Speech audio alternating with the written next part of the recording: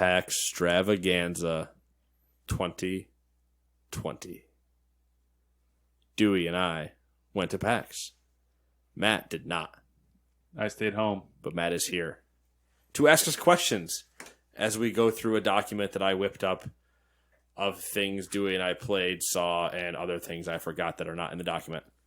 There's a lot of fun stuff in there. We did a lot of good things. So how do you want to do this, Matt? I have the doc, obviously, and I know how I would run the show. But do you have do you want to go over like how our weekend was?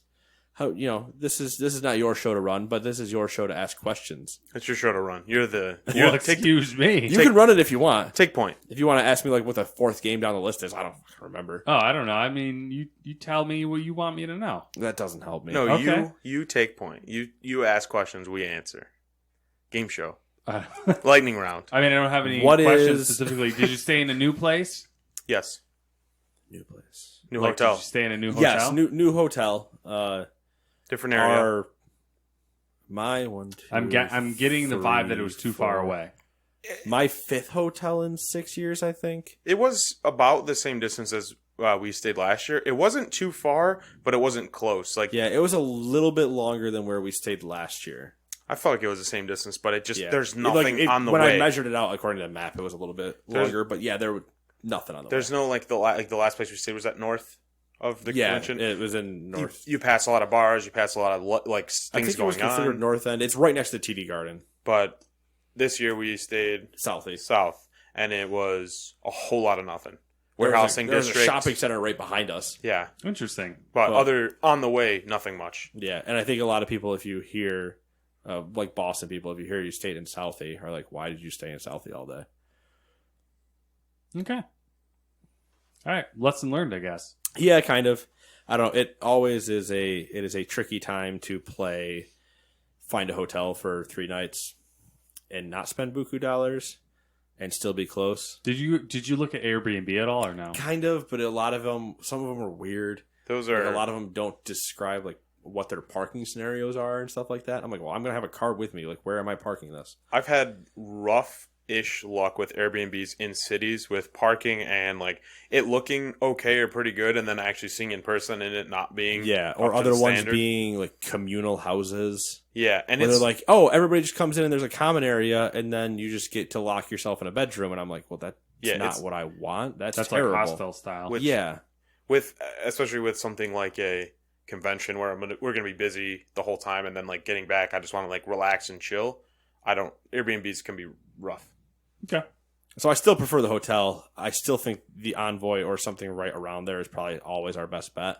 Yeah. The problem always just comes down to dealing with price. Yeah, Yeah. needing more people to Yeah. make it manageable. More Okay. people, the cheaper it gets, the more okay, I'm fine. I am with it, but there's a solid chance I'm just gonna pay for this at this point because I think it's we're nice getting be to able that point in life where it's like, might be worth it for the convenience. Yeah. To be able to, if we really needed to leave, like, I mean, when we were in the Envoy the last time was all of us, Mm-hmm. right? Or was I might have been there with Brandon the year after. I don't remember. But I'm sorry. Yeah, I know. The Did convenience. did you run into him? Yes, Yes, we did. We ran into him the first day and then never saw him again. which is kind of crazy to me. That I know there's a lot of people there. So 70,000 to 120, depending on the day. Like, and it was nice being when we were in that hotel, being close enough that we're like, okay, if we do anything or we want to just kind of dip back real quick, we can go back and forth in a half hour. Where for us this time, if we were to do something like that, it was going to be 40 minutes one direction.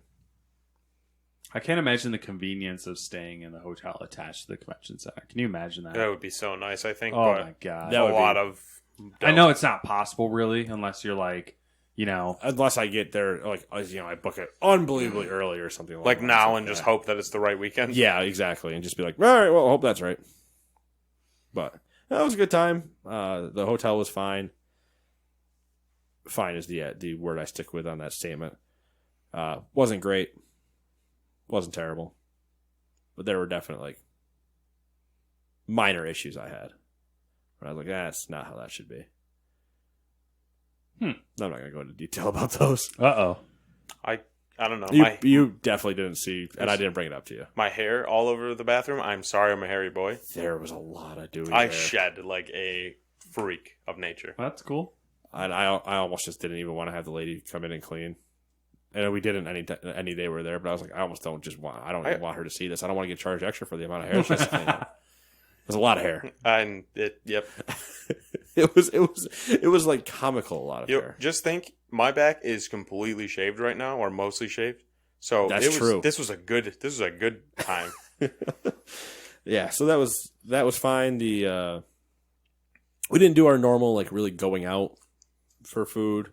I'm old and it hit me hard this time. Dewey was dead, but also where we were staying didn't lend itself to doing that. Yeah, there was no real place where we would have been able to do that in the years past. Of even last year being in the North End. I think it's the North End. I think I'm saying that right. Being there now. It's the North End now. Being there where we could have really walked out the front door of our hotel and been within less than a 5-minute walk of 20-something bars. Yep. So it wasn't terrible, but once again, I still haven't nailed down the hotel thing.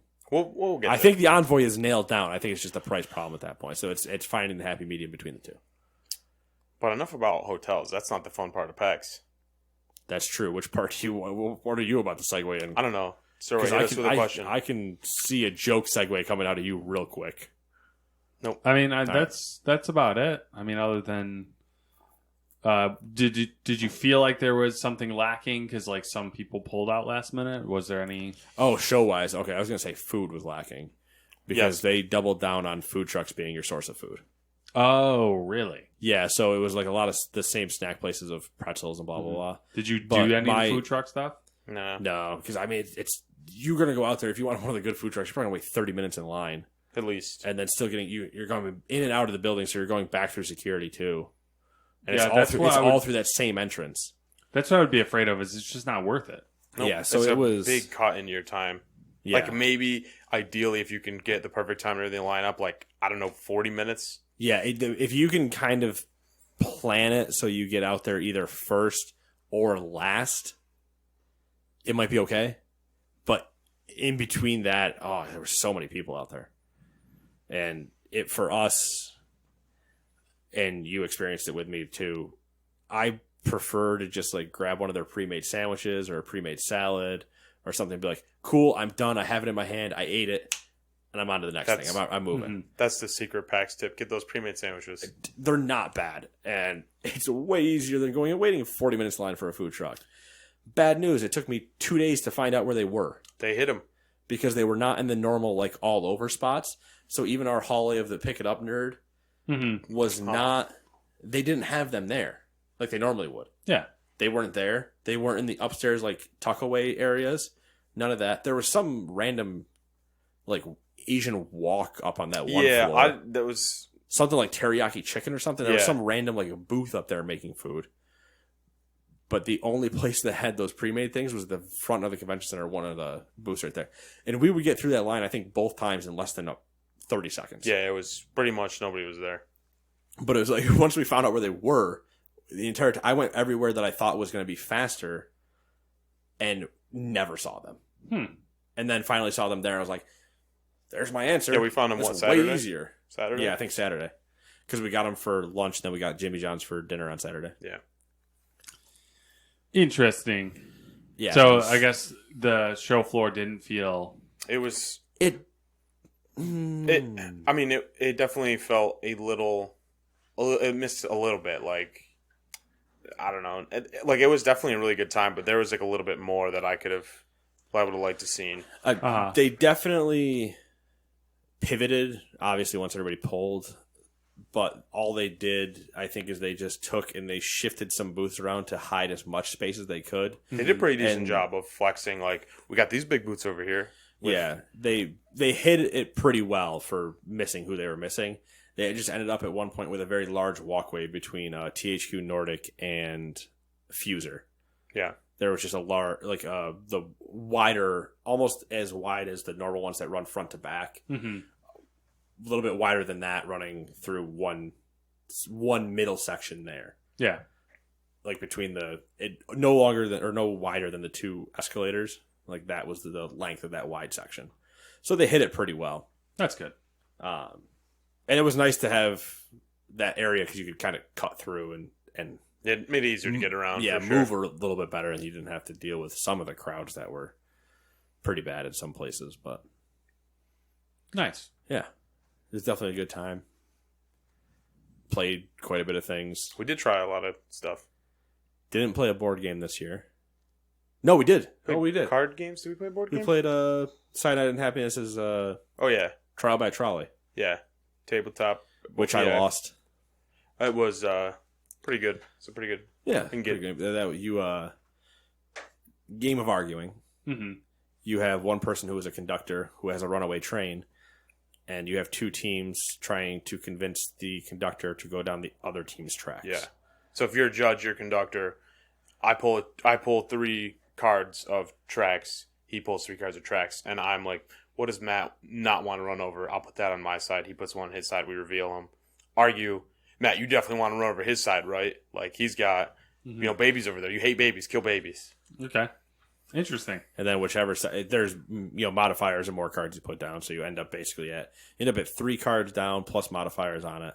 Very simple, but very cool game. A lot of discourse of like, no, you definitely want to do this, and it's definitely cool with people you play it with. We played with random people, 3 too. strangers. Yeah, which was I think more fun because it was like me and Nate always going on opposite sides trying to argue. We purposely argued on the other side of each other, so we could try to like see who we could, I don't know, trying to read whoever is judging kind of deal. Mm-hmm. And it just wouldn't have been good if him and I were arguing like on the same team, arguing against complete strangers. Like mix it Yeah. up, Yeah. Yeah, it was fun. I wanted him to argue against me because I enjoy doing it. Yeah.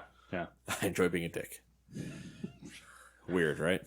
Who'd have thought? Very weird. I I would have never guessed. I would have never assumed. Yeah, I would have never assumed as there were text messages rolling in earlier in the week about how neither one of you can stand being with me. No, those were jokes, okay. But I actually really, I don't know, I really like that game. I might pick that up at some point. Actually, Yeah, it was a fun game. My problem with those games like that is like you need people. I might get 2 people up here, which works for the game that we did play tonight, and Lay Neckbeard. Yeah, And does work for the game I want to play against Matt of the War Game and other games like that, where it can be a one-on-one thing or like 2 people. But when it gets to that, where it's like, even playing that game with maybe the 3 of us wouldn't be terrible. it would be cool Because it's definitely doable, but it would lose its luster, I think, without pretty having quick. more Having people. having the other person there to argue with would be a little bit better. But You want to get into these games that you play? yes, Yeah, tired let's do boy, we can get through. I'm like, I could lay on your floor right now and fall asleep. Well, don't just do that. just take your mic out. And I don't know how you're still cooking. Second wave of energy. if I drink hit me. can keep him awake and engaged, I can keep him up. Yeah, once I shut down, once you give me like a couple minutes to myself, that's it. It's game over. When we got back from the D&D panel, which was I think the latest we were at the convention center, it was Yeah. like 11 something, and that's when we played Neckbeard against each other. Mm-hmm. We were up till 1:30, so I was able to keep him. Yeah. That's all. like, If I awake as if I'm long as we're engaged, playing, it's but- good. Before we get into games, I have a quick sidebar. Our first night there, me and Nate decided to do something fun. I kind of wanted to do it, and I was like, Nate, would you want to do this? I don't know what he's talking about. I don't remember. The movie we went to. Oh yeah. Okay. So it's I could not remember. at all. Pokemon Mewtwo movie. Out on Netflix now. It's a reproduction, just a new animation style of the The original Strikes Mewtwo Back. Strikes Back. And I was like, I liked this when I was younger. I want to watch it again, but I don't think I'll like it watching it on Netflix by myself. I was like, this is stupid. Why Same. am I watching this? So I was like, Nate, they're playing it, showing later tonight. Why don't we go with a group of other nerds? Like, that might be more fun. 50, it was kind of Cool but thing to also, watch at PAX and have the whole thing. I'll remember it more if I do it in a group. Nate obviously did not remember that we watched it. When you were leading into it, I was like, what the hell are you talking about? And then I'm like, oh, okay, yeah, we did watch that. So it was definitely very kid. I mean, obviously it's Pokemon, but it was really kid centered, and kind of like I didn't remember that, and it kind of hit me when we were in the movie, and I was like, oof, this isn't the best. But overall, it was like kind of cool to watch in that group, and there was some funny moments with the people around us. There was some not funny moments with people trying to be funny, and I'm like, oh, There was a nerds. lot of not shut the fuck up in the movie. Like, oh, we're just going to talk the entire time. And I was like, that's fine. And so, I'm okay with certain things, whatever. You know what? While we're talking about this, Oh yeah, we got a lot of stories of people. let's around us. let's get a couple out. I know you want to get to the games. I know you want to move Yeah, us we'll get move there. us through things. We'll get there. But like I told you, you ain't fucking running the show. The kick with that movie, if I had watched it, like say for some reason you decided to give me your new Netflix Oh password, yeah, sorry about that. that's fine. I would have stopped watching it. Yeah, I would not have finished the movie. Oh yeah, I probably I would have made 100% would have not finished the movie. it 3 minutes. I think I would have made it, and I would have been like, potentially "That's it?" made it, So it turned into more like people watching than anything else. Yeah, kind of. except we're in a dark room. I can't see people. at all. People listening. It was People, it was a lot of people listening and just being like, I fucking hate you nerds. there was spoilers for the movie that came out in 1999. I think 2000. so. Yeah. 98 maybe. No, because Pokemon Movie 2000 is a different movie. Oh yeah, okay. So there's towards the end of the movie, the main thing is Mewtwo is cloning Pokemon. Yeah. And he takes the Pokeballs, he catches them in his own Pokeballs that are stealing other people's, puts them in a cloner, and then it shows the Pokemon that's about to be cloned. So naturally, it's like It's the old who's that Pokemon? And Yeah, it's then the old people be like, commercial. oh, it's Pikachu, and that like kept happening. And then like it was just like after happening like 3 or 4 times, like all right, we The get it. same guy kept yelling, "It's Pikachu," when it's Yeah. clearly not. And we're like, okay, it's funny the first time. Now you've beat ruined the it, joke. beat it into the ground, and then 5 minutes later, when Pikachu gets sent through the cloner, someone in the back hits it with the "It's Pikachu!" Way funnier because it was Because Pikachu. it wasn't the same guy. Yes, It was that guy making fun of that guy. And, I was and he I like love every second of this. really went into the meme, went for it, made fun of this dude, and I was like, I love whoever that is. Thank you for that. We got Pokemon. Okay, so we'll keep it in Pokemon sphere before we talk about our glorious laughing buddies. We going into the movie, we were first off, we were the first ones in line. Yeah, you're welcome. We were ahead of that fucking class. There was a break between the movie and like the end of the show, and then there was nothing going on, so like we might as well just chill here and like. Yeah, we are like, we don't need to do anything else. So, and we didn't know how full it was going to get. I thought it would be. Slim. Turns out, not that full. I don't think it was like pretty decent. were we even half full? I thought. Oh, Maybe I didn't look backwards. There wasn't a ton of space in there anyway, so. But we walk in and they hand us a booster pack, 3-card booster, and a snap band. Gypped. I got gypped. He got gypped. So here's what happens. We get back to the hotel that night, and I'm like, we should play. I don't know how this came about. I think we just kind of. We should play a 1v1 with the 3 cards that neither of us have seen yet that are in these boosters. I pulled better cards and rinsed them. Okay. I pulled Then, like Terrible. F tier. Oh, F tier. yeah, No, terrible I couldn't do cards. anything. so then we said, and I think we waited until Saturday. Did we do it Friday or did we do it Saturday. Saturday night, and we were like, let's make a joke and go to one of the booths that sells Pokemon cards and each buy 3 boosters and then blind battle ourselves booster for booster and see who wins. I managed to win Lay Neckbeard the first night. Then Dewey tied me in Pokemon. He beat me. He rinsed me twice. He pulled I got GX lucky. cards. He destroyed me in the Yeah. booster blind. Which, if you're unfamiliar with Pokemon cards, GX are like, oh, it's normal, but it's double the health and it does triple the damage, and you just kill anything. So, like, we played in like a modified version of the game because we didn't have energy. Yeah, and because obviously we whatever. don't have any of the cards. But basically, the GX cards just there's no competing against. I didn't it. pull a single one. He pulled 2. Yeah. Out of 2 different boosters. So I was like, cool. I lose immediately. This is great. We had fun with it though. It was a good time. Yeah, it was a great time. $10 worth. 100%. We were occupied for probably 2 hours. Yeah. So we did that. And then in every panel we went to, there was a dick or somebody that was... The guy with the Walking Dead baseball. Oh, bat. thank God. Like No, I think I saw him, but he was not cosplaying. but someone of that caliber. Yeah. There was one of the worst caliber people I think I've ever encountered. Save him. Okay. He's the last because he was bad. The Wanted to joke best this thing guy. we had happen was we had people laughing behind us once during a comedy panel where it was like them doing fake postmortems about games that don't exist. So the guy had these just names of games that aren't a thing, and then had the panelists come up and like improv, like tell us what happened with your game. Like, you know, you obviously on the spot, you make up, did it do good, did it do bad, what was the game, blah, blah, and just kind of run through like a true postmortem would be. Mhm. Pretty entertaining. It's pretty cool. It was pretty good, but the guy behind us cackle laughs. ungodly annoying / I was like concerned. I was like, is he all right? Like, I would have thought it was a fake laugh if anybody I know did it. Yep. No, it's this guy's laugh. I don't even know how to replicate it. I can't. I'm not going to try to. I would hurt all of your ears, but it was a very high pitched cackle. I don't even know, hybrid with it was like a Joker laugh kind of thing. I couldn't believe it, and I was like, that's that guy's laugh. All right. And we had, it was that one, and then there was the dick. The dick happened right after that or before that? After that, it was the I forget the name of the group. The panel was the What's Good Games panel. Yeah.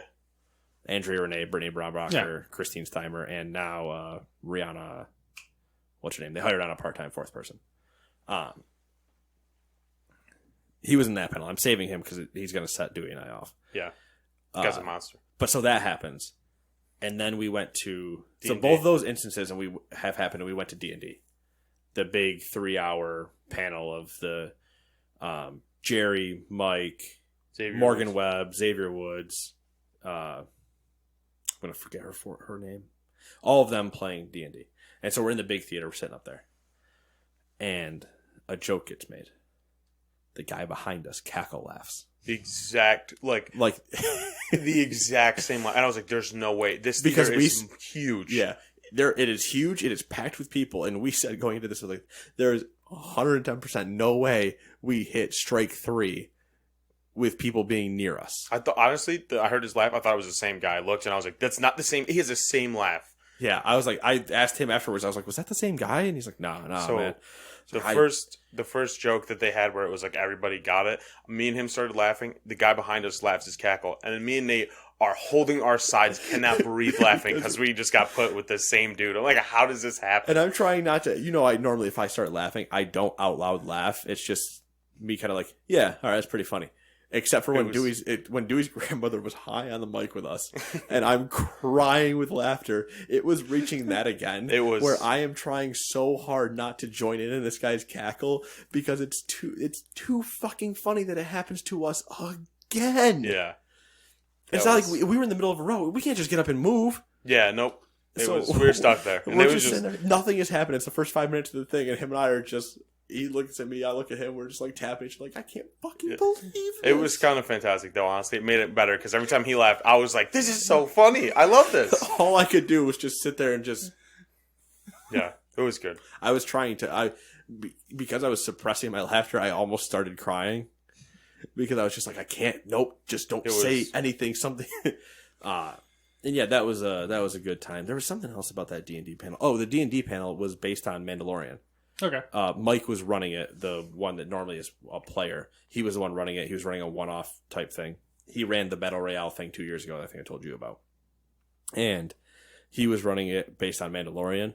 So he brought out Jerry to talk alone, and he did Werner Herzog's like voice of, I have a special asset that I need you to acquire, and like doing all that stuff. And I immediately go, holy shit, this is Mandalorian. Didn't get it because no one else in the room is even reacting. And I'm like, did you not watch this? I immediately pick up on his Mandalorian. I tell him. I didn't watch it, so I was like. And then he goes, nope. No idea. The two guys next to me, it's their first PAX. And it kind of goes on and goes on. And he runs through the whole thing of like, I need you to go get this asset. Here's a token that's going to be blinking to tell you where to go. And I'm like, nobody's even laughing. Do you not understand that first off, he's doing a Werner Herzog voice, which is fucking hysterical. Mm-hmm. Well, I would say like maybe heard 5 to 10 people. And this room was like packed.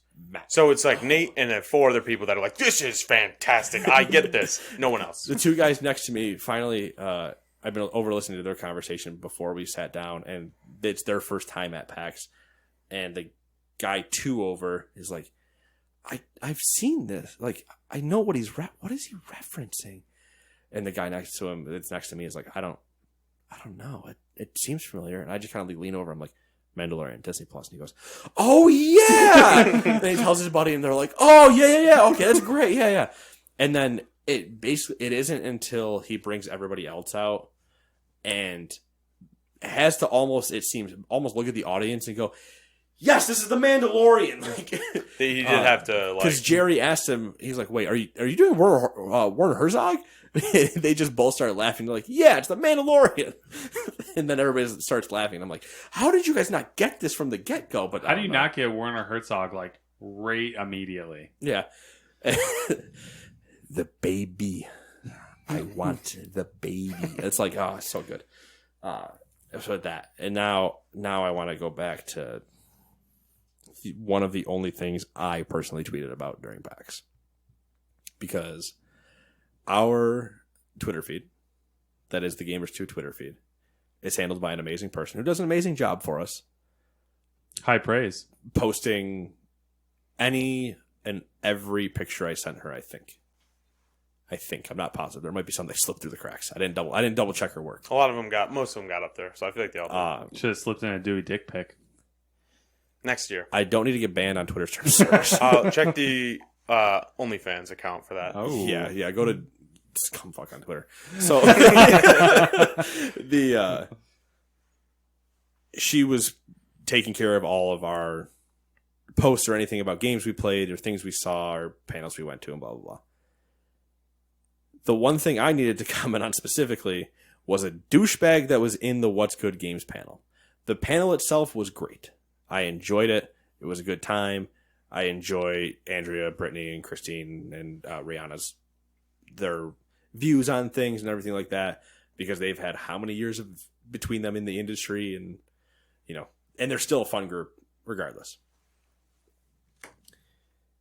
This guy was next to Dewey and I. He was on my right. Dewey was on my left. He probably thought he was the funniest person in the room. Oh, he definitely thought he was the funniest person in the room. Which we all know was me. I can't with you. The best part is I actually got Dewey to turn away from the mic at that one. Which is why I hated him. No, not really. So he's there, and they're recording their panel for the podcast. They have a video set up running, and they're doing audio. Yeah. So it starts by they want to get room noise. So it's like, all right, everybody kind of just be quiet for, if you don't mind, just be quiet for like 10 seconds so we can just get a sample, and that'll be it. That starts, and you hear from him sitting next to me, boo. And then he stops. So right off the bat, I'm like... But he does that the moment they ask for silence, and he just does a boo with no one else saying anything. Instantly, I'm like, I hate this guy. I'm already just angry. And he was close enough to us. It was him, another person, then maybe one open chair, then Nate, then me. So I'm like, people will associate us with them, and I'm not part of this dude. I was super mad. I was ready if somebody was like, who said that? And I was just going to go. I was ready to rat him. And I also didn't... At one point, I wanted to say something, but I also knew that if I said something, it would have either gotten worse and nothing would have been done, or a scene would have been caused that was not going to help anybody. Yeah. He, judging from his further actions, he probably would have accepted the challenge and ramped it up, I think, if we said, hey, cut it out. Yeah, if he would have been like, oh, you guys think it's funny, let me dial it up to 10, because fuck you. So he does that. Then they are doing a clap sync. Mm-hmm. So it's the whole... You really only need to do one clap, which is the joke out of... John Drake was there. Andrea's other. And... The other. He's like, you guys only need to do one clap. Like, you don't all need to clap. Because they had everybody on the thing clapping. And she's like, guys, we're just going to do it this way or whatever. And so they all clap. In unison. Pretty synced, which was crazy because I wouldn't be able to do that. Real good unison synced clap. You know what's happening. 2 seconds later. Fuck her. Whole thing. And then he goes, so you hear... Because he echoes the clap. Twice. They do it the first time. They're like, all right, we were a little off. They're not even acknowledging him. But they were a little off. So like, all right, I just want to do one more time just so we're all good. Does it again. Awful human. So I'm already like, I turn to Nate, I give him a look, and I'm just like, really? This, like... And I just kind of gave him like the hand, like, I agree, but we can't. It's 2 minutes into the panel, and I'm like, I already can't stand this guy. What is our luck? Also, so they announced that we skip forward a lot of things. I don't Great remember. panel. I don't remember any of the other minimal stuff that he like. There were a couple like under the breath things he did. Just- The one under the breath thing that I will say that he did that pissed me off to the point where I I actually almost said something. I didn't hear it, thankfully, because I would have been raging as well. He said it too quietly because he was too scared. And he was friends with the guy to his right, but the guy to his right was not like participating in any of this. So I don't know if he's just like, all right, whatever, that's just how he is, or something along those lines. He could have just been like, I don't want to argue with you or whatever, Right. just do. So he might be innocent in the whole thing, or he might be guilty by association. One of the two. So they're going through the announcing of them hiring their part-time person, Rihanna, who happens to be a black woman. Well, good news, they're all women. That's what they do. That's their thing. I believe it's Andrea going through the speech of like, yep, so we wanted to hire her on. She's been already doing like work for us, before, and blah, blah, blah, blah, blah. And under his breath, he goes, and she's black. And I almost just turned and went, the fuck does that matter? And I just like, just bring that, Nate. Just don't put that inside you, because that's not going to start anything real good if you just bring it back. Yeah. But I was like, dude, come on. Yeah, I didn't. What the fuck is wrong with you? He said that quietly enough to himself where I didn't catch that, because I also would have been kicked up to 10. Like, I don't know. I couldn't stand this dude already. There was almost a loud just the what that almost just came out of my mouth to nobody, except that he would have known it was him. But there would have just been a loud what to the room that nobody had any idea what he was talking about. Yeah, there's a whole lot of other minor stuff, but there was a lot of minor stuff, and then the last thing he did, and we're gonna get to the games after this. I promise, Matt. Don't worry. It's all the games last thing he did was they started doing their Q&A session, and people are coming up asking normal questions, blah blah. One guy comes up and asks how they think the coronavirus might affect potential production and stuff going forward of the Xbox One Series X or Xbox Series X, Xbox Series X and PlayStation 5. And right after he asked that question, and I already knew Andrea's answer. If it was, well, they're not, we're not in their production lines. Maybe it will, maybe it won't, blah blah. But so he asks that question, and this guy starts coughing as loud as he can.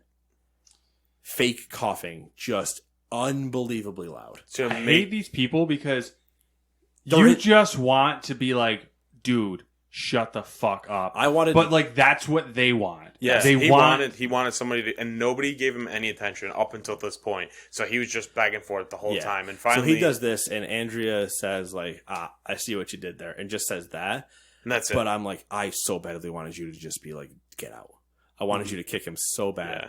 It was to the point where I wanted to, and Dewey would have beat me to it, which is the best part about this. But I wanted to just do the moment where I stand up, I turn, I look at him, and I just cold cock him straight in the side of the head.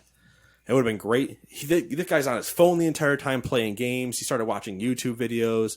And I'm like, what? Why are you there at all? Yeah, that's the part I couldn't figure out.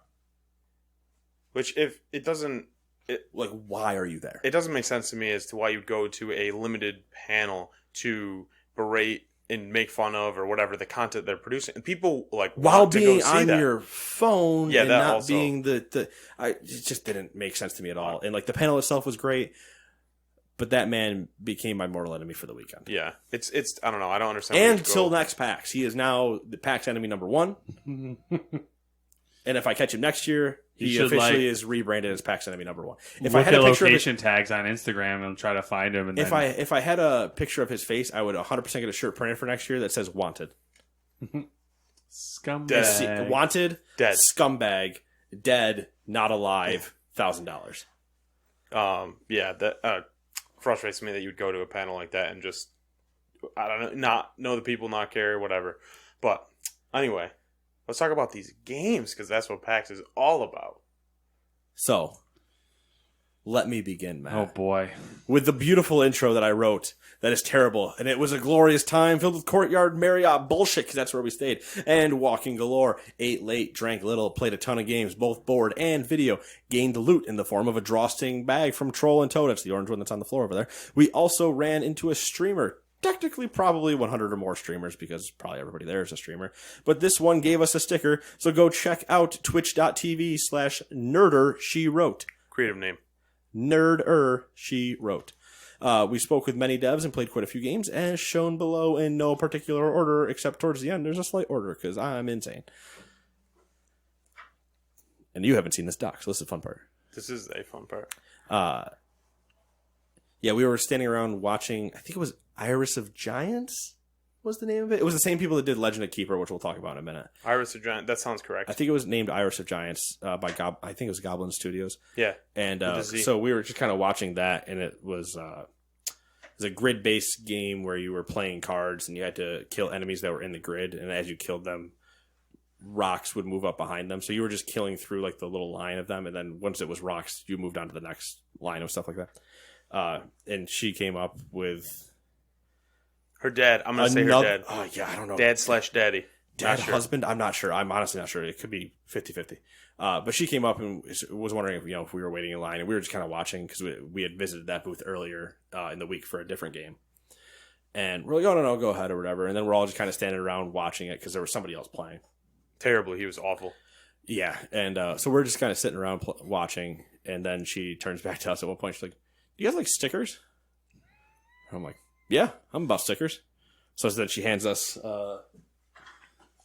What a conversation! I know, right? Do you guys like stickers? I like stickers. I personally. Oh, it's at the end of the hall. I know where it is. Do you still have it in your wallet? I think so. There you go. So I haven't stuck it yet. Yeah, that's the joke. So she hands us those stickers, and I still have mine down at the end of the hall in my stack of stickers. While saying nothing about follow me, whatever, Yeah. just do you like stickers? Yeah, do you like stickers? Hands us the sticker. There's no discussion of I'm a Twitch streamer, blah blah blah. Nothing. Shoot me a follow, check it out, anything like that. And I'm like, you are the kind that I like. Yeah, fantastic. You just say, respect it. hey, you like stickers? Let's not discuss anything else. And then we discussed stickers with the two of them, and It was the joke of right. It was the joke of like, no, I don't peel stickers, man, because once I peel the sticker and put it somewhere, it's gone, and I've used it. And he's like, yeah, I still got stickers from 20 years ago from concerts or whatever. I was like, yeah, exactly. I have stickers from PAXs. I'm not peeling them and putting them on anything. He's like, yeah, put it on a laptop. What if the laptop gets stolen? I was like, yeah. Then I'm out not only the sticker, but the fucking laptop. I put them on my dresser because I've had the same dresser for like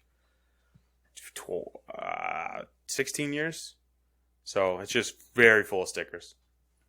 Yeah, so it was a fun sticker conversation with Nerder She Wrote on Twitch.tv. So, known quantities of games, Matt. We've talked about this one before because we've seen it before. But Rawmen. Rawmen. Rawmen. I was going to correct you because I know it's ramen or ramen.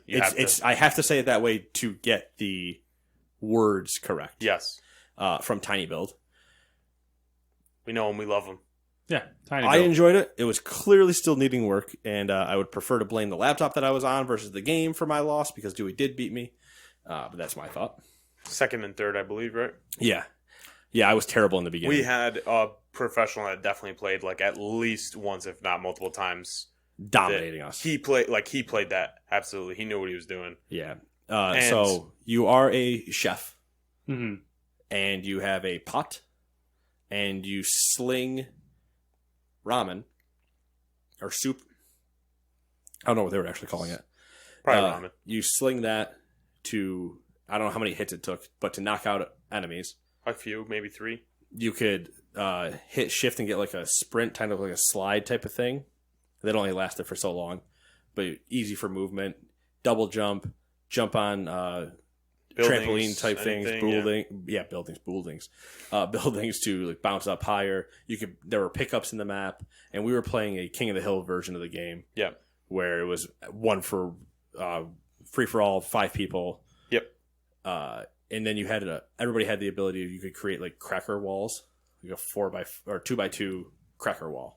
Was a temporary. You could destroy the shield, but there's a turret in that game. That's one of the pickups. OP as hell. I know it's early, but it's really tough to play. I think it's a chicken. Yeah, that sounds right. Yeah, it's a laser beam. Like, it's way more accurate than any player is, and it kills faster than players. So it's like a 2-hit, maybe 3-hit kill. It pretty much was like if you get the turret, you're good. And I don't know if he knew where the pickup was. If he knew where the pickup was, if they were set spawns. I didn't really try to pay attention to that because I'm just trying to have fun. Was he potentially a dev? No. He was in a group of 3 people because it was the group of us 2 and then a group of 3. But tomato pie. either, unless he got extremely lucky, or he just like paid attention to where the pickups were or what it was, he just got the turret every time. So Yeah. every new point we go to, turrets just laser, kill everybody else, and he just had like 3 times the amount of points as us. Yeah, and so the laser thing was annoying because you could, if you got a turret, and I got a couple, but not anywhere near as many as him. You could drop a turret, throw up some crackers, and then do the block thing, which you just get inside your pot and wear it on your head, and then just kind of run around. And it only lasts so long before that's broken and you can't do it again. But you could just do that and then just run around while your turret just obliterates people. Fun fact about the game, I don't remember if Nate mentioned it or not. You're donned in aprons, and that is it. So you're true. Like hunky men. You're a raw man. Yeah, no, exactly. It plays into it. Like you're a and naked the announcer boy. is vulgar. Yeah, it's really cool. I did not realize that, but he would say like, "There's people on the fucking point," and I was like, "Oh, nice, all right." Not like it really matters to me, but sometimes it is. It adds to the comedic things of that. Yeah, definitely really fun. I know it's early, but I could see myself playing that. Speaking of raw men, I made ramen, homemade ramen, the other day. It was amazing. Was it delicious? It was. I successfully soft-boiled eggs. Ooh, nice. That is a tricky thing. I can't do it. You also can make raw men at home. I'm just saying. Could. I mean, I am a raw man at home usually, so. Ew, just put yourself in a pot and you're already playing the game. Yeah. Run around a little stew. Run around in an apron, hold onto a pot, and just fling things at Sam. See how far it is until she wants to murder you. It's a dangerous proposition. All right, then the next one I wrote down was Animal Crossing. Yeah. These are just the known quantities. We didn't play Animal Crossing. The lines were ungodly long and unrealistic to sit and wait to play a game that's going to come out in 2 weeks. Yeah, literally it's coming out next Friday. So I get it for some people, but there were also, not that it's necessarily wrong because it goes back to the emotion thing we were talking about downstairs, but there were people seeing the booth and just crying. Yep. I saw a Twitter video of that, like, before we went, like, one of the, maybe devs or something went or whatever for a different game. Literally walked by the booth and just, like, instantly crying, and I'm like, I'm an Animal Crossing fanboy. I've been playing the whole time, and I'm not gonna cry at a booth. I mean, I get it because, it's the first one you're getting and blah, blah, blah, but I'm like, I don't know about if I'm gonna cry over that. Nope. I don't. But, hey, everybody's got their own emotions. Booth itself was rather impressive. It looked awesome. The picture you see there is only half of the size of that booth. Half side is, hey, look at this is Animal Crossing. The other half was the actual game. So like this was like all. But the even characters. then, this is still only half of that. This is only half of the. They had a whole like camp area set up. Yep. With a fake building, a little bridge, a pond, or whatever. They had 3 characters. And love Isabelle, Tom Nook. I forget who is the third one. I don't remember. Do you have another picture? No, you don't. That's all right. I don't know the other character. I'm trying to think of who it was. I would know if I saw it. Rosie. I don't think it was. It's not KK Slider, right? Means nothing to me. So. But it was. They had all that, and you could like walk through and get photo opportunities all taken, whatever. But I mean, it was a very large. It was the massive. largest booth there. Yeah. Fuser would give it a run for its money, but it was definitely up there. It was yeah. With the backside, it's definitely the biggest one. Yeah, and the backside for the game, and then you remember how they have the Nintendo stage that they kind of have like Splatoon being played on in Smash and stuff like that, and the hype man that was there all the time. Except that stage was normally faced out into the main aisle, so towards the end of the day, it would just be a complete crowd. Mm-hmm. This time they tucked that. If you were coming down the escalator, that stage was off to the right, with the crowd going back past the escalator, so it was not in the way. Very, very smart move for that because it was packed the whole time, and we didn't even have to notice it or like know it was there. Yeah. But it was still just slammed. Yeah, the whole Nintendo section was, as it is, everybody's going bananas over it, which is like, it's cool, and I love Nintendo, but I don't know, most of the stuff there, I'm like, that's cool, I know about it, that's a whole lot of waiting and a whole lot of people all over me for me to get a little bit of value out of it. Yeah. Right. Notable mentions. Things we saw, things I'm not going to dive any further into because this list is actually rather long that I wrote. Doom Eternal. It was there. People were playing it. And I just went and looked, and I looked over somebody's shoulder, and I was like, I can't wait. I want more. The Rippin' and the Terran. Perfect World, which is Magic the Gathering. It's like their Diablo. Couldn't be more Diablo-esque. We made jokes, and it's the same. Yeah, I made the jokes, and then the trailer started playing, and went, oh no, that's Diablo. Yep. But it still looked good. So, yeah, it did look cool. I mean, I like Diablo, obviously, so. Moving Out was there again. Moving Out I've covered in years previous. Nintendo, more of their booth. Discord had their booth.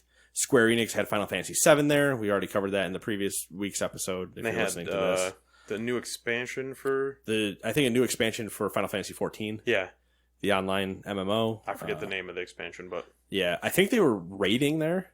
I think the computers they had set up were doing a raid. Yeah, it looks So like they would yeah, put 10 people in to a session and be like, which is a doing very cool setup. I think that's really cool. We watched one happen. I was surprised they were able to. You pull 10 people off the street and just go, all right, mechanics and bosses, good luck, figure it out. No, especially in their games, they're convoluted, and they're insane. There's so many things on the screen. Yeah. But the team we were watching, or the group, whatever, did manage to beat it and got the cutscene and stuff. And I was like, that's pretty cool. Alienware had their booth, Corsair had their booth, and I once again tried to steal an Iron Claw. Didn't work.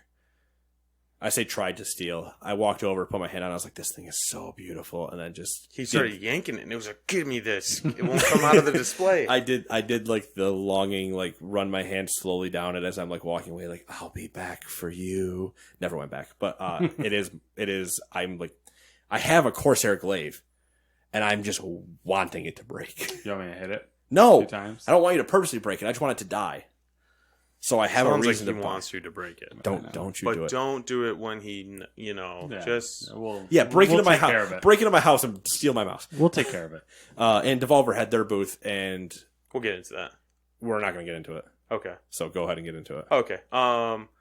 I love Devolver, so like I watched and Best press conferences at E3. they had a very long line to get into play. Enter the Gungeon, arcade. They had the arcade cabinet there, Oh. Pretty sick. It looks awesome, except or the for Guncade, I think they call it. Guncade. It looked really cool. It looked like a lot of fun. It's just a classic, little cabinet shooter. But the bosses seemed very, very, very easy. But I don't know if that's just like that's where it is or what. I don't know. Yeah, I don't know if it was tuned down for the show versus like what if you actually went and played it on a cabinet. But Are the cabinets going to be disseminated throughout, or are they just kind of like a one-off? Like that's. I don't know if you can buy them anymore. They ran. I think it was a limited just run. Yeah, but are they available in arcades? I guess is the best. I think in some probably. But Yeah. I don't know if your arcade bought it. Yeah, it was like 4K, right? 4,000. Yeah, 4,000. Yeah, the boss thing they were playing. It was 2 players, but before a boss even started like their first phase cycle, they could half health it just by shooting. And I was like, I don't know if that's supposed to happen. Mm-hmm. And then first 4 figures. Oh, and they also had Carrion and Spin Room, Disc Room, Disc Room, Real Blades, Room of Blades. Yeah, Room of Discs. I don't know. It was something along those lines. Whole bunch of circular saws in rooms that you're just avoiding them, and they just more and more keep getting added to survive for an X amount of time as they just keep spawning discs in that are bouncing around. Carrion looked really cool. Yeah, Carrion was there again. We've seen Carrion over E3 years. Yep. And I think they were there last. Probably. Yeah. Because I think it was last 2 E3s ago when that was announced. And then first 4 figures, I don't have the picture on here, but it's actually the one that isn't loading for me. Is there a picture that's not loading for you either? I will check. So their first 4 figures had some really badass looking figures. They were the Aku mask, the Metal Gear Solid Snake. That one was really good. Yeah, they're all really good. They were. These things are probably $200 each. They were like very high Snake was like this big probably, Mm-hmm. and they were super high detail, super well done. Mm-hmm. They're on. I took pictures of some of them. They're on the Twitter, the Gamers2 Twitter. If you go look at them, but they look amazing, pretty sweet. There were smaller ones. Yep, that are probably. But that booth had a line that wrapped around the corner. Yeah, that was it. But it rightly so because everything they crafted was really, really awesome. good. They had Sonic stuff. They had some that like moved and had lights in them.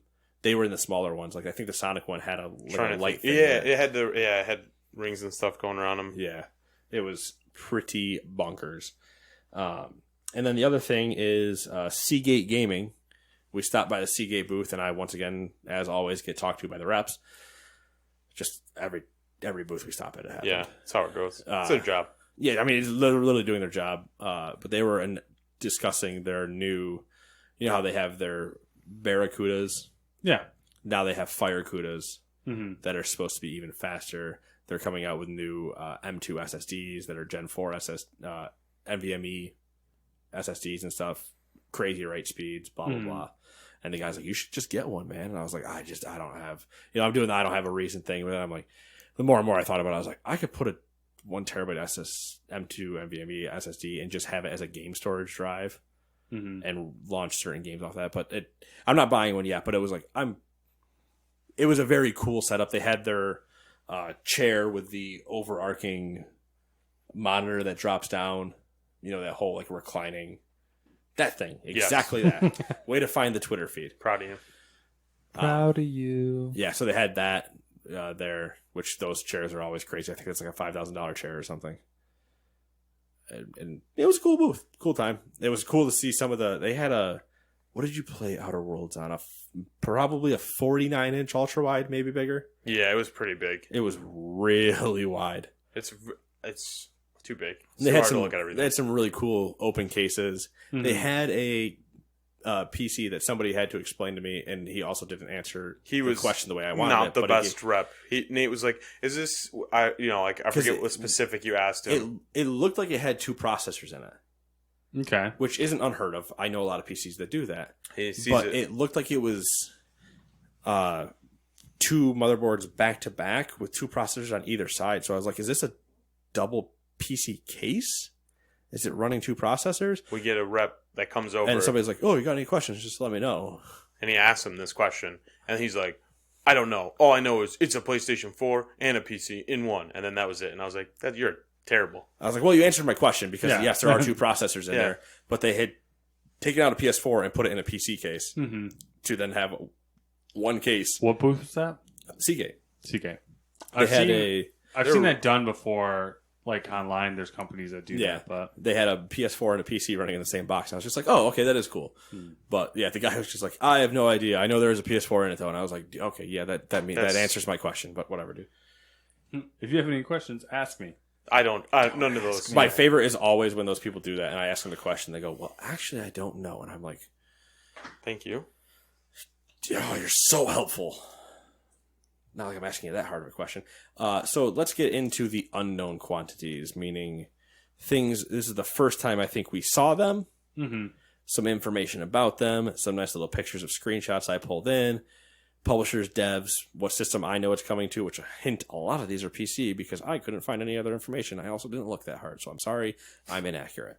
Let's talk with Legend of Keepers. This is from the same people that were doing the game where we hung out with a streamer. It is published by Goblins Studio, and dev is also Goblin Studio. We saw it on PC. I've played it on PC. It is currently, for a release date, a free early access. I'm going to talk this entire time, Dewey, so don't worry about it.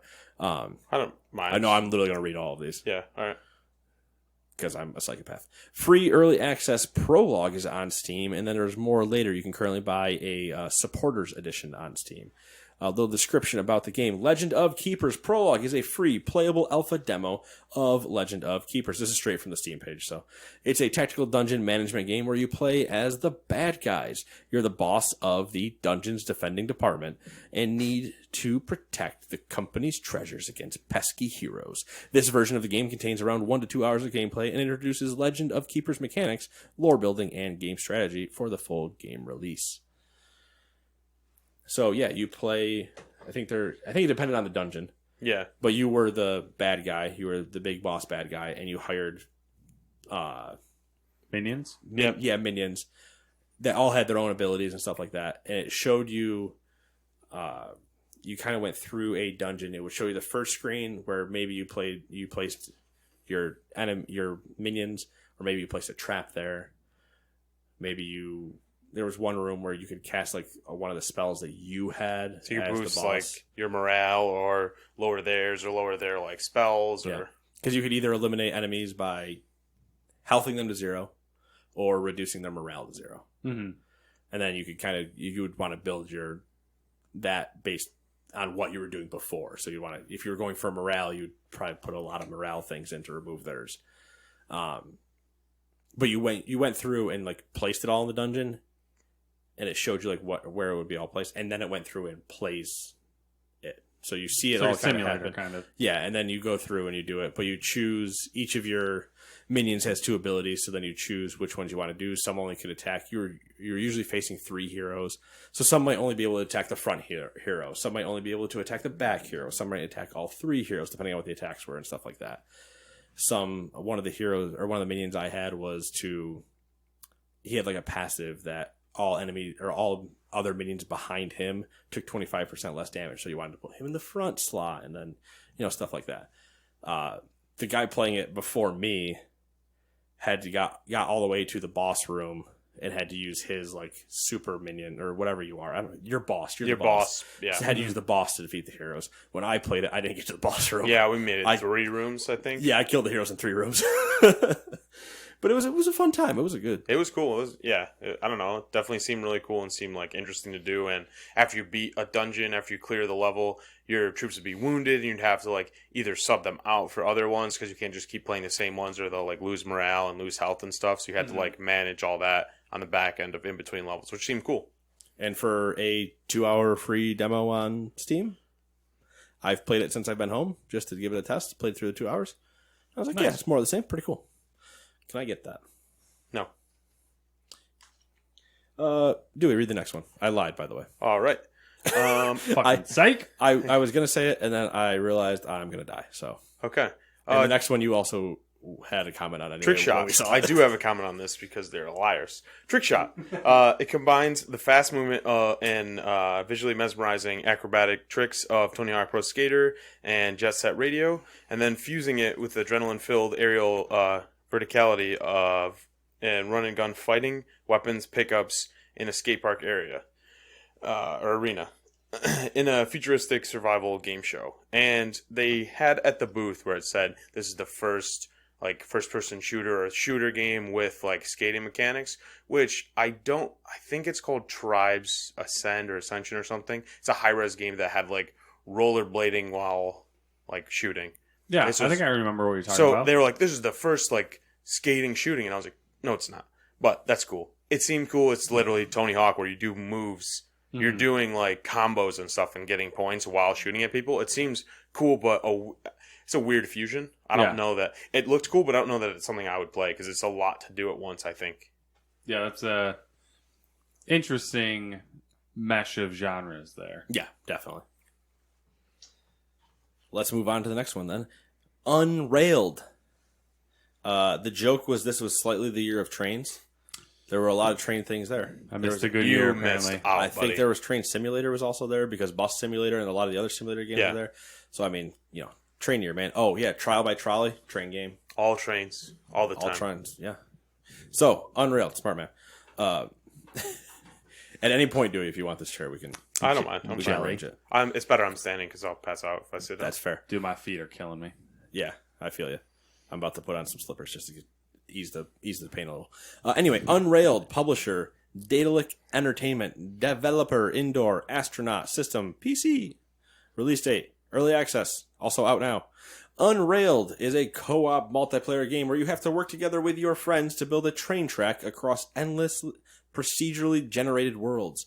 Master random encounters with its inhabitants, upgrade your train, and keep it from derailing. That being said, Dewey and I did play this game. We did not see any problems with inhabitants. We also did not get to upgrade the train. Yep. But we totally also didn't fail the first time we played. Not at all. No, why would we do that? We succeeded to 100%. No, Yeah, we definitely never failed the first zero time. deaths. It actually tripped me up with how easy it is, and I was mad because I didn't get it. That it was easy. So you pick up an item, say, all right, I got an axe. I got to go mine some stuff. I go up, and then I go There's your first problem. You're using an axe to mine. These guys today, these kids. pickaxe. Is that better? Just fucking with you. So anyway, I take it and I go up to where I'm supposed to mine, and I'm like, I press a button, and I'm like, that doesn't work. Press another one, and I end up dropping it, pick it back up, drop it, and I'm like, what am I supposed to do? And I just didn't. I was just like, I don't know which button I'm supposed to hit. Did the exact same thing as him. So this is it. And the first time we're like, the train's going, and none of us are really getting it. 4 of us, I think. Yeah. And the other 2 people, also, we all have no idea what we're doing. Yep. We're all trying to figure it out. There's And then no I instructions sheet. I think the very last part of the first attempt where the train's right about to crash. Then I get it. I pick it up and I stop moving. And it starts auto mining. And I'm like, I don't have to press a button. Didn't get that. So the Minecraft in us was too strong. Yeah. But yeah, so you'd just you'd be able to pick up whatever tool. There was a bucket because sometimes the train would light on fire. So you had to take a bucket to douse that. But all it is, this train is just slowly, continuously moving. And you have to go from station 1 to station 2. So you had to mine iron and chop down trees, put them in the train are the things to build. So that's where you would smelt your iron, and that's where you would put your wood to get your railway built. Then you would pick up a piece of the track off the train and have to run in front of it and set it down. Mm-hmm. So the train and then steer it. Yeah, it automatically, you put in everything and it'll automatically like start building that stuff for you, and you keep moving along in the processes and then pick up the tracks and then move it. Mm-hmm. And then you just kept laying track down in front of it. Interesting. And then guided that into the next station, and that beat the level. So it's like a resource gathering game, kind of. Yeah. It's very all on that. No, on a map, no bigger or smaller than that picture that's there. That's kind of blurry. Pretty quick pace, pretty fun. It was it had the Overcooked vibes, but simpler. There was not the panic that could set in with that, and with this one, at one point we had to go over it was when we failed the first time. We had to go over a river, and we could not figure out how to put track on the river. Like, I don't understand. We struggled. I don't understand. Finally, like one of the developers or somebody I walked believe by the and developers or someone else. you gotta put wood. Just put regular wood in the water. Don't put try to put a track on the water. You gotta put wood down first to create the bridge, and then put the track on top of that. And we're like, oh, that makes sense. And then as we all figured that out, the train was on the bridge across, and there was no other wood to get across, and all the tools were on the other side of the train. Why we failed the first time. Me and maybe Nate or one other person went across, and then we're like, I can't cross back because the train's on the spot. And all the tools were on the other side. And I think I was the only one still on the other side. Yeah. And I was busy trying to put out fires on the train, but also there was no way to like throw the tools to them. So I was like, I don't know what I'm supposed to do. Yeah, we just kind of was wiped then. And then the next time we got it, but that's kind of interesting. I mean, the concept's cool, but like the execution seems a little rough. I only think the execution was rough in the sense of us not having a lot of the demos have like a controller on a card that says like these are what the buttons are. Yeah. And there wasn't even that, so we were literally going in the blindest we went into any demo. We picked it up literally right there, saw two people next to us. You guys want to play? You want to play? Yep. Got in, started right away, and we're just like, let's figure this out. Yeah, no dev nearby, no nothing. Yep. We just tried and then paid for it by dying the first time. Mm-hmm. But co-op, you're all working on the same train. Yeah. I think there was, when I was looking at stuff on Steam, it looked like there might have been a versus mode where you could play 2 people and 2 people, and that you see 2 trains just kind of going, and you had to get there. And I was like, that could be interesting. That'd be fun. That's a can crushing on head game. Sounds good. Potentially. The next one is Curse of the Dead Gods. Publisher is Focus Home Interactive. Developer Pax Games. I believe Dewey played it on the PC. Currently in early access, but also is on Steam. You seek untold riches, eternal life, divine powers. It leads to this accursed temple, a seemingly infinite labyrinth of bottomless pits, deadly traps, and monsters. It's a pretty cool roguelike game. You get, a little bit of that the dungeon aspect of it, going through different rooms, and the map's laid out. You want treasure, you want a weapon, do you want combat, or do you want like a mystery thing? And you pick which path you go, and then that path leads you. It branches off. Now which one do you want to go into?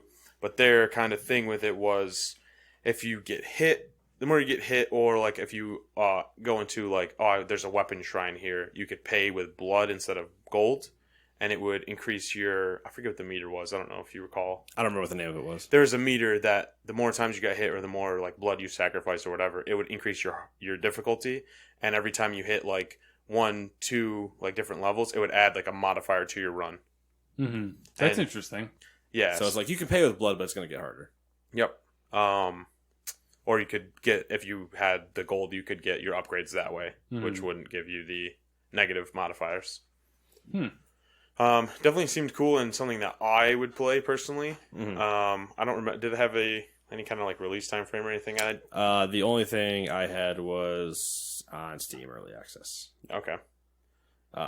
Yeah, it definitely did seem like a game that was up Dewey's alley. It was funny to watch him swap weapons and be trying to figure out what certain weapons did and things. Mm-hmm. That was, and I didn't do well. Also, I think is what killed you.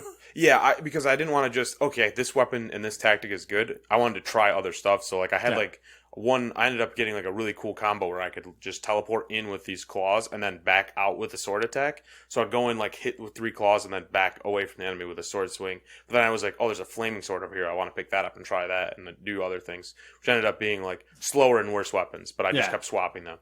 And then I got absolutely railed by some of the monsters in there. Because there's some pretty spooky creatures. There were some rooms where they were just dropping tons of them. Oh, yeah.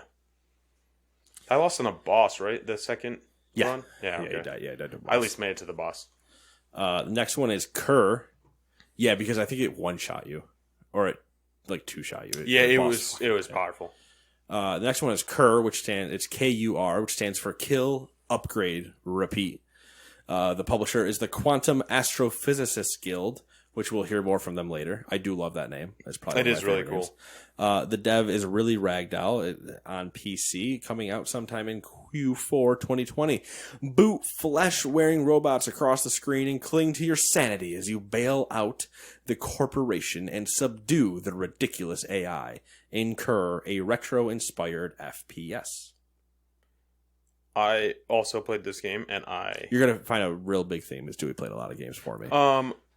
This game was cool, but it's a symbiotic relationship. It is. Yeah, it's easy for him to watch and make fun of me while I suck. I am basically Venom. We are Venom. All right, we are Venom. I didn't do well on this only because I don't think it was your fault, honestly. I played spicy because I was like, I'm going to play spicy. There's a spicy difficulty. Of course, I'm going to play that.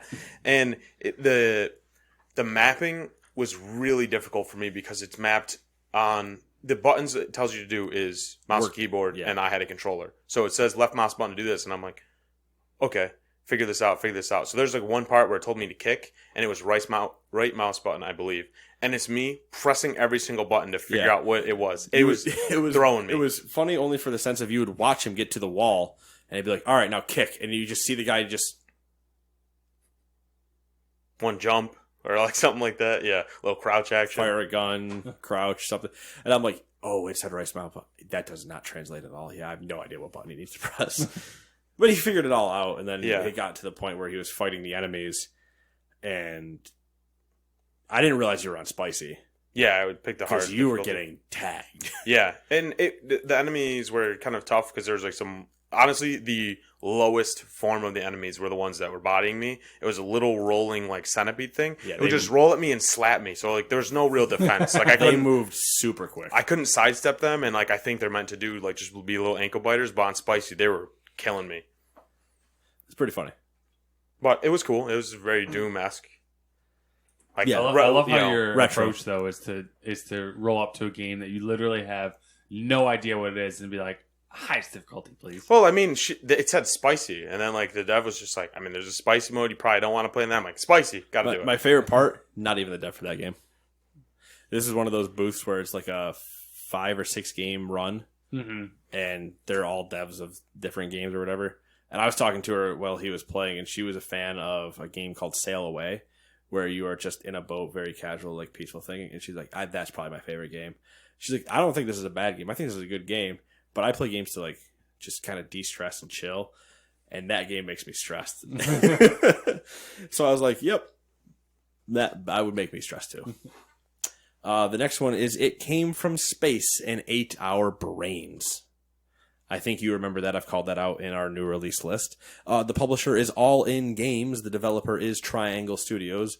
Out on PC and I think other things. Release date, it is out now. It Came from Space and Ate Our Brains is a unique arcade top-down shooter looking for... Are you looking for addicting gameplay, 4-player co-op mode, and tons of aliens to send into oblivion? Well, you've come to the right place. The good news is, before Dewey starts talking about it, you bet I'm doing it, Dew. Oh, yes. Oh, you bet I'm doing it. I was going to mention I'm the best game booth there. Wearing their socks. They gave us socks. And sometimes companies would be like, "Oh, we got these little we got these little business pins. cards. We got these pins. Yeah, I'm wearing socks. socks. That's the way to do it." We're talking to him. We're like, "That's a socks. That's a really cool move So- right and- there. and That's really bold. What are you doing?" He's like, "Everybody needs socks. Everybody likes socks. Genius. I'm like, you're not wrong. And I purposely wore them today because we're recording a podcast. They look cool. The game, it was sweet. It was actually a pretty chill game. We played this 2-player co-op in this top-down shooter. We crushed it, too. It was nice because if one of you died, the other one just had to survive for 20 seconds, I believe so. and then you just respawned. Mm-hmm. But you were upgrading there was 6 different types of guns, 5 or 6 different types of guns, 6, yeah. and you were getting money, and then you would just spend that money to upgrade those guns. I upgraded the SMG to the point where it was a Gatling gun. I wish I did that. Never held down the trigger, never stopped holding down the trigger, and just kept walking around, just dealing damage. The typical pistol, shotgun, SMG, Rocket laser. launcher. There's a rocket launcher, laser rifle. Laser rifle, yep. One other thing, I think. But I was trying different weapons, as I like to do, just kind of see what each of them did. And I don't know, did you just go SMG right off the bat and like just upgrade it? I went SMG. I stopped off at laser rifle because Yeah. I got it to the point where it was just a beam Yeah. that never stopped existing. So I used that for a little bit, and then I was like, this isn't that good. The SMG's way better. And then I switched back to the SMG, then just got enough money and went full Gatling gun. Gatling gun was the final upgrade for it, and I was like, I'm just going to use this. I was like rocket launcher, a little bit of SMG, upgrade it once, then shotgun, then laser. And then like when I kept dying and I saw Nate using the Gatling gun, I'm like, why didn't I do that? And I wasted all my money. So in the beginning, it was I was doing a little bit better, and I was like carrying us for a second there, and then midpoint it switched hard, and it was all Nate because I couldn't catch up. But we did really well together. I feel like we got like a really like we got we beat the beat game. it, yeah. With whatever we beat the level or whatever, like it actually said you're done. There's like, we beat all the waves. waves, Yeah. and stuff like that. You put There's like health. There's like pickups. So you could pick up a health pack and use that, or you could pick up something that allows you to have a shield.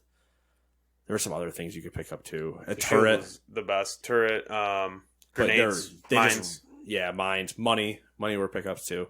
There were just random little orbs around the map. You could just pick those up and use them, and those would help a ton, especially the shield, because there would be times, you're getting surrounded in a corner, you need to dash through and not take 5 hits of damage, so you just shield up and then just walk by. All right. So yeah, that One was of a fun one. One of the more fun ones, yeah. Yeah, one of the ones that I was like, yep, I could 100% definitely see me playing this no matter what. The next one comes to Beach Buggy Racing 2. The publisher and developer are Vector Unit. This should be out on systems Switch, Xbox, PlayStation, and PC. It is currently early access on Steam. Drive into action-packed off-road kart racing mayhem. Race against a field of rival drivers with unique personalities and special abilities. Explore Egyptian pyramids, dragon-infested castles, pirate shipwrecks, and experimental alien biolabs. And I beat Dewey. Well, there's an asterisk on this. It is. Okay. I have to defend myself on this one. The other games I'll say I'm bad at. Well, if you didn't defend yourself, I'd be disappointed.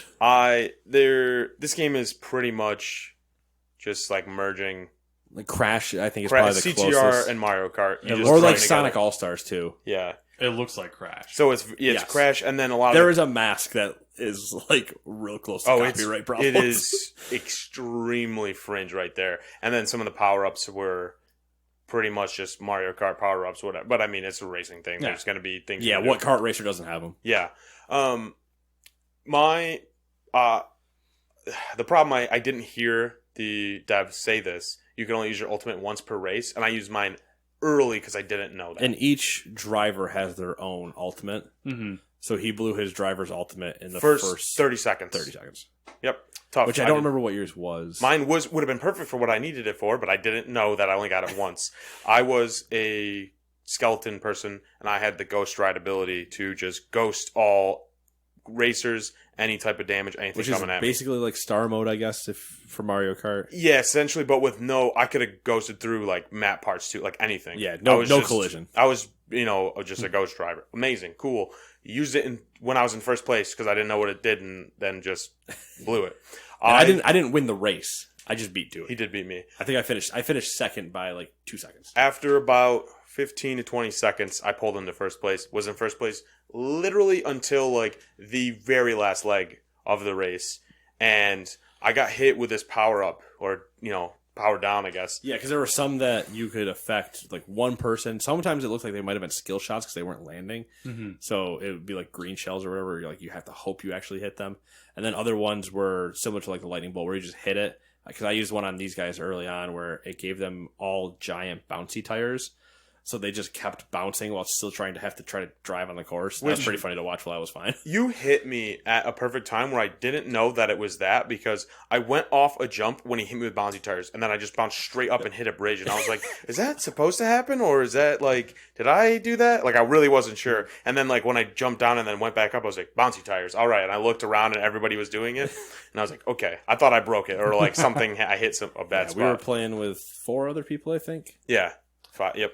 But yeah, no, I was killing it until the very like last leg, and then I got hit with, I don't know if it was like specifically for me, if it was like an area, there was a debuff which just moved your directions, but literally no matter which direction I moved, it just 180'd me and drove me backwards. And I was like, that's cool for like 15 seconds. And I went from first to like 6th place, and I was like, okay, I like tried to reverse, I tried to like turn other ways. It was just like, you're just driving straight backwards. Yep. He was dominating the entire time, and I was in. When he went into first in the beginning, I was in 8th or whatever it was, 6th. I was in last, and I was just like, "Oh, this is not going to be good for me." And so I let it be a kart racer to somehow flip me all the way up into 2nd after everything. And nice. I got bought. I was tilted. I'm going to be honest. I was pretty mad only because I blew my ultimate, and I was like, I didn't know I only got it once. Oh, I was. Speaking of tilted, the next game is Orb Rivals. From publisher Orion Arc Games and developers the same name. System on PC should be out in Q3 2020. It is a sci-fi football and jet-powered hockey collide in the intergalactic sport of Orb. This might be my favorite game that we played, honestly. Really? Because I heard that and I was like, oh, this is fucking weird. It's Rocket League, but with robots. Little robot mech suits. Mm-hmm. That's kind of like where...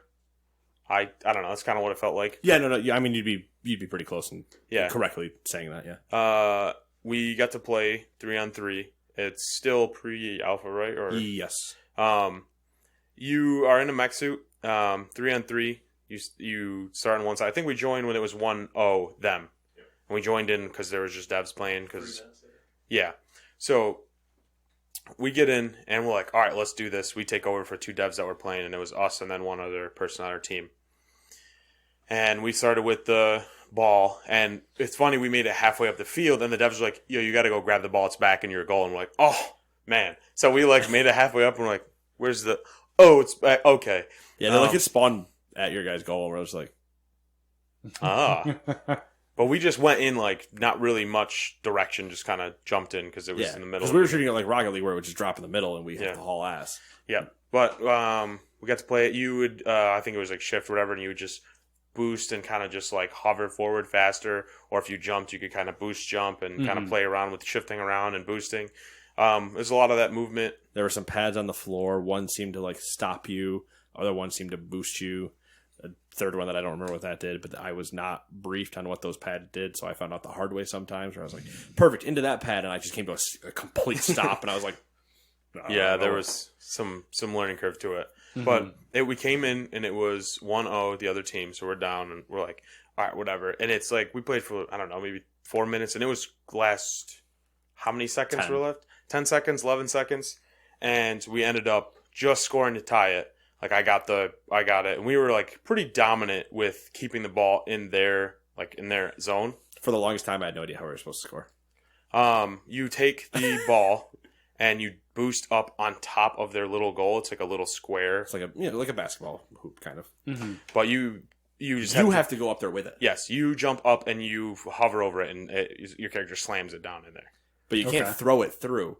Which I was just in the back while Dewey and the other random guy were up there like fighting for it. I'm at the back, like the 3-point line, like get the ball and I'm taking pot shots. Yeah, I'm gonna drop this thing right in there, perfect. And I watched it like bounce off a couple times. I was like, what the fuck does this not work? Yeah. And then I see Dewey scoring. I go, oh, we have to be on top. Oh. And then our problem came when we were in the sudden death overtime, which is we had a good strategy, but just our execution of our teammate might not have been the best, unfortunately. Or me. Well, Nate played D was just covering us. We were in their zone for it had to be 5 to 10 minutes. I think our overtime was probably 5 minutes and 30 seconds, and for 5 minutes of that, we were in their zone. Yep, and it was me playing 3-on-1, all three of them, and I'm like, pass it to the teammate, and then he does nothing with it, or drops it, or they take it right away, and I'm like, pass it, and I'm like, Nate's just playing D just in case they get it because back. I just don't want them to turn it, because with those boost things, you could just be gone. Yeah, you hit the boost, and then you kind of just go. You can just very easily run away with it. But so it's just me fighting all these three trying to get the ball, and I try to pass it to our teammate. I'm like, yeah, you go do it, whatever, or have him pass it to me, and he just didn't do that, and I'm like, what is going on? Like, just score it. I've given it to you 100 times. And then it got to the point where I was like, all right, Nate, at the 3-point line, shoot it back to you. Gave it to him, and he takes like the shot, perfect shot, drops on the top, and then drops down because he wasn't really. I still didn't figure it out.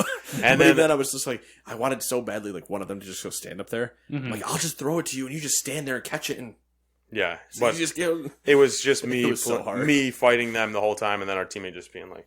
And then at one point, it flew past. It was just a loose ball that went past me, and I thought I clicked on it. There was a lot of like drifting sometimes where I'm like, "Yep, clicked on it." No, I didn't. And then I just kept kind of going, and they all just sprint countered, and they were gone and immediately scored. And that was the last 30 seconds of the game. And I was just like, "It's a tough loss." Fuck! I spent 5 minutes dominating you guys, and we couldn't figure it out. The only like critique I could have of it is the shoot and pass button is the same as like the steal. So pretty much what would happen to me a lot, and it's kind of why we're in their zone forever, because I kept doing this, I would steal it from them and then shoot it at the wall right away because I just got it and then just shot it away. And I'm like, I feel like those shouldn't be the same button. Yeah.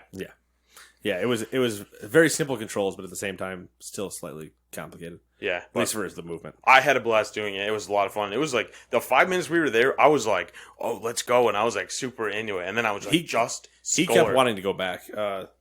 This one here is actually the pin from it. Pretty cool. Yeah, I enjoyed it. The next one, we didn't actually play, but I figured we should put this in here, is Election Year Knockout from publisher and developer Exceptional Games. Comes for Android, iPhone, and iPad. When debate failed to mend our partisan divide, the nation turned to boxing to solve all of our problems. Can you survive the political gauntlet and ascend to the presidency? It is Mike Tyson's Punch-Out with presidential candidates. Yeah. With the, final boss being Big Daddy Trump. I don't know that it was, but probably. They showed him in... He's the one, like, in the whole image of he's the bigger one with all the other I imagine he would be the... We watched a little bit of it. There's... And I was just like, I love this. It looked really funny. Next one is Nico, I hope, not Neko. Nico Ghost Jump. Publisher, I'm unsure. Dev is Bloom Digital Media, coming for PC, Xbox, and PlayStation. The demo is on Steam right now. And Nico Ghost Jump is a 2D/3D puzzle platformer. Take control of, Nico Man, through 7 biomes and save your friends from the ghost dog pirates and other hostiles. This one was a platformer that allowed you would be going 2D, and then similar, like, other games you play, Fez is kind of doing this and some, but you're on this 2D plane, and then you could switch into the 3D to actually be able to solve some of the puzzles. Then you could switch back to the 2D, so that was how you navigated the plane that you were on. So it looked pretty cool. I mean, that was it. It's a platformer, yeah. It looked pretty cute. It was, a 2D, 3D swap looked like Nico Man is a seamless. cat, apparently. Yeah, Nico means cat in Japanese. Yeah, well, sure. What weeb do you think I am? That's a common one. I don't know. I thought everybody knew that. Matt, you knew that. Yeah, dude. Come on, man. Get on this level. But, yeah, it was, I don't know. Look neat. I don't want to, actually. Look neat. Pretty, pretty traditional platformer. Yeah. And when it doesn't look bad, I can't really complain. Yeah. Go ahead for the next one, dude. All right, Misfits. The publisher is 3BD Games LLC, and the developer is Powwow Entertainment Ltd. Purple Lamp Studios. LTD stands for limited. Yeah, listen. It cut off a little bit, so that's fair. Yeah, I don't know how it looks on your phone. The D isn't really there, and I had to figure it out halfway through. Heyo. Man, I both went for it. No, yeah. Misfits is a riotous, multiplayer, action-driven sandbox for warriors, builders, and creators alike. Head roll, body swap, and wield absurd pickups through modes like Playhouse, Deathmatch, and Kick Brawl. or build and edit games your way with your rules. Just watch out for exploding chickens. We played just a deathmatch, right? Yeah, I think one was a deathmatch, the other one was a free for all. All right. We play those like 3 maps or something. Yeah, you pretty much just are a little head creature, and you roll around the map and see, oh, there's a suit or a body I want to get into, and you'll throw yourself at there. You have like a basic attack as a head, but you ideally don't want to be just in that because your state. basic attack is to throw yourself as fast as you like a Yeah, turbo it's not- sprint, Mhm. which means you can just fly off the map and kill yourself. That's Yeah. not good. You just you get different bodies, get different weapons, different pickups and stuff. Different bodies had different attack specials. I think there was a bear one that was like a windmill with their fists. And there was another one that was like a mech style thing. There was one that was a car. I think that's the one that's in the pictures. There's a turret one on one of the maps we did, which was amazingly good. I was killing people with the turret, and then people were like, I'm just going to knock go over there. And I'm like, oh, well, I can't move, so, okay. I was the, like, not the mech one, but like the actual body. It wasn't the teddy bear, it was like the mech type thing. And I picked up a toothbrush, I think. Yeah, and just kept whacking people off the map. They had some range. I was just doing this the entire time, just obliterating people. I managed to finish second, but I could not figure out how the guy in first dominated. I did not finish in first. I didn't do well, and it was the second map I did better on. The first map I was terrible. It was on a spaceship. It was on a pirate ship in space. And I just kept launching myself off on accident, and then like I actually spawned underneath and was stuck in the ship. And that was very annoying. It was almost alpha build problems because there was a moment where I spawned in, and I spawned in where you should have spawned in the arena to be in front of you, because sometimes you would spawn like high and have to jump down into it. Mm-hmm. And I spawned and immediately was shot backwards while I was sprinting. And I was like, I haven't hit a key yet. Yeah, and the next thing I see is my character's like... The ship also, at one point, when I spawned underneath it, it tilted because of the way it was going. So I think that was to kind of like try to, alter the battlefield. But when it just must have tipped right as I was spawning. So that's why I spawned like on the undercarriage of it. And I was like, how do I get out of here? And the only answer was to throw myself into space and die and then respawn again. Oh, nice. So it was what? So it's like alpha, basically. Yeah. Yeah, it was an interesting game, but I think it still needs a lot of work. I would agree with that. Fun.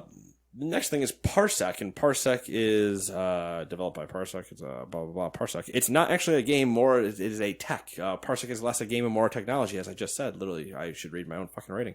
This tech allows you to play games with anyone in the world as if they were sitting on your couch with you. It's available on PC, Android, Mac, Linux, and a Raspberry Pi. You can host a game off your PC and then have others play with you, basically bringing couch co-op online. So any games that were couch co-op, if you were hosting them off your PC, you could play online. It was just an interesting little piece of tech. I was like, oh, all right, that's pretty cool. Allows it to work. So it's like, oh yeah, I want to play Overcooked here, but you don't own it. What if you were sitting on my couch remotely type thing? Now let's move on to the game that gave Dewey anxiety. It stressed me out beyond belief, but in a good way. No Time to Relax, from one of my other favorite developer names, Porcelain Fortress. Hilarious. For PC, that release date of 2018 is not right. So ignore that, because apparently I forgot to write down the actual thing. No Time to Relax is a life simulation game where up to 4 players online or locally compete against each other in the ultimate game of life. So you had to manage money. You had to go like do work, but your time, there was a timer ticking down. Every time it became your turn, you were just ticking down a timer like a day. Mm-hmm. So you had to go do work. You had to be able to still feed yourself. So a lot of the guys were going and getting the game's version of like KFC to get food, because if you wanted to go get groceries for healthier food, you had to make sure you owned a fridge first, and in order to own a fridge, you had to make sure you had an electricity bill, and then you had to make sure you were still in an apartment. But if you were in an apartment, you could potentially have it get broken into and stolen. You had to do laundry. You had to do laundry. It's like the game of life, but sad. Like what if we made the game of sad? What if we made the game of life realistic? It was very like, oh man, all these things that you hate doing and like don't want to do and like really drains your time and day, and it was just like you just do that, but you gotta do it because your life's going so fast. And I was like, okay. There was something about when she was telling me. I think there was something about like a zombie horde could attack. Yeah, so that was the way of making people get robbed. It was like that you would like make a zombie horde attack, like your neighbors. I would send them to your neighborhood, and it would just be like a crime wave happening in your area. So you'd lose all your stuff, and your house would. And unless you got to the really expensive apartments, which had security, and blah blah blah blah. You were losing all your stuff. Yeah. I mean, I don't need a game to make my life shitty. But that's where I got that magnet from. Free magnet. Free magnet, man. Got something out of it. No, I'm not complaining. It was a pretty cool game. I think it's the same people that made Ultimate Chicken Horse. Because that was an advertisement that was running inside their game. The game, yeah. Like one of the tiles on the board looked like it was a billboard type thing, and it was cycling through games, and that was one of the ones. The next one is #Funtime from One Guy Games. Going to be on PC, Switch, Xbox, and PlayStation. #Funtime. I'm going to say hashtag because if you literally search for Funtime on Google, it doesn't really give you anything. So #Funtime is an explosive twin-stick shooter where shooting isn't your only weapon. Swap your ship's color to destroy enemies, avoid damage, and ultimately control the battlefield. Persistent ship upgrades allow for lengthier runs filled with even more mayhem. So, 2 things about this. I played this game. When I started, I just kind of sat down and I just grabbed it, and I didn't really... Initially, I thought Geometry Wars. Yeah. That's what it very much I would looks think like. too. And I didn't know twin stick shooter, and I was just kind of moving around my thing, and then one of the devs went to me, was like, twin stick shooter, and I was like, I can shoot, and then took me like 20 seconds to be like, ooh, okay, and all it's just a lot of pickups. It was very vibrant, and that was kind of cool, but That's what reminded me of Geometry Wars with it. Yep. It looked good. it was pretty fun. It was pretty. I mean, this twin stick shooter. There's it hit all the check marks on the boxes there, Yeah. but with the way they are, there's not really. You can't have anything crazy. They're not going to be. There's no groundbreaking twin stick shooter. So Yeah. And now for me, if Dewey wants to say his own, I'll let him say his own. Obviously, I'm not going to stop him. But for me, these next 2 games are probably my 2 games of the show. the next one, I would say for sure. I don't know about the second one. It is for me, but that's fair. Bacon yeah. That's But for both for me, but that's just because there's something about the last one. I don't know, just scratching an itch. Bake and Switch, Streamline Media Group. Coming to PC and Switch, release date sometime in 2020. Bake and Switch is a couch co-op and PvP game where strange, adorable dough creatures are sacrificed to the guardians of dough. Work as a team, up to 4 players, or sabotage each other to punch, combine, and bake the doughs before time runs out. It's a dreadful task, but someone's got to do it. Someone does have to do it, and that someone is me. I mean... So it's a baking bread simulator? Yes. Kind of. It is a easier version of like an overcooked... It's close to overcooked, but it's not overcooked. Right. You start off level 1, you're just collecting bread buns, and you are throwing them into each other to make them bigger. So you're grabbing a little bun, and you keep throwing it into the other little buns. You keep making them bigger and bigger. And then when you get it to whatever size you want to, you throw that in the oven. Pretty straightforward. And the oven tells you what it wants. So there's 2 different types of buns. There's the buns, and then there's... Second level, they add the birds. Dodo buns. Yeah. And there's the little dodo birds or dodo buns. And so it calls out, I want dodo or I want the regular buns. And you grow them. So we had 4 people playing. We had teams like, all right, we're growing the buns and you're growing the dodo buns, and just kind of had them ready so to swap in the oven whenever. Then they added flavors, so you could rub it in jam, and then they would want the oven would want that, or you could there's a water pool to clean it off, and all while you're doing this, there's creatures coming and trying to take them. Yeah, so you had to run over and punch them. And then you get to the 4th level, and they start adding platform difficulty to this while all this is going on. It was a really cool build to see all their different level mechanics, and it's definitely a fun party game with a bunch of friends or whatever. Yeah, it would definitely be one that we should sit down and play. It was funny to watch, only because while Dewey was playing, I was just watching, and there was a moment where they were One of them was spawning the dough things out of the jam. So in order to get, because sometimes the ovens would request non-jam ones, so you had to take it over to the water thing and wash it off. But they didn't do that and shot the jam one in, and the oven's like, yeah, fucking no. And so no points for that. But then also, I think you also got negative points maybe for that one. But then they were building up the next dodo bird, and they had it up to 25 stacks, I think, which is pretty high. It's 25 times they've done that. Mm-hmm. And then, because you could throw the buns. So if you're on like a flat world, you could throw the bun across the damn thing and hit it into the oven. Well, whoever this was, and it wasn't Dewey. I don't know which character this was. I was running just basically clearance and defense on the top. Like, there's an enemy spawner. So I didn't really get to throw the buns in the last level. I'm just punching all the creatures, keeping them clear so the oven's free. Yeah, and so they already made the mistake of putting the wrong bird in the first time. And then this guy's building up the next bird, which was the right one, and then turns around and yeets the thing straight off the map.